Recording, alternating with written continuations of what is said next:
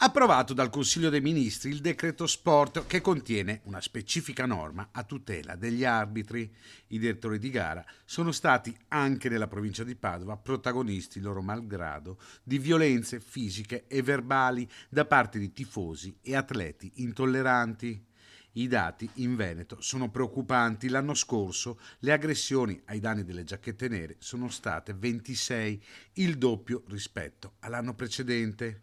Calci, sberle e spintoni che hanno portato il governo a varare norme più severe, equiparando di fatto gli arbitri agli agenti di polizia giudiziaria e agli altri ufficiali di pubblica sicurezza, come è successo per decreto a medici e sanitari negli scorsi mesi. Tra i relatori di questo decreto anche il sottosegretario alla giustizia Andrea Ostellari. Da oggi chi aggredisce un arbitro potrà finire in carcere. Grazie al decreto sport approvato dal governo e voluto fortemente dalla Lega, finalmente i direttori di gara saranno tutelati, così come abbiamo fatto per i medici, per gli insegnanti, per le forze dell'ordine. Ora abbiamo detto basta alla violenza in campo, basta alle minacce, basta alle risse.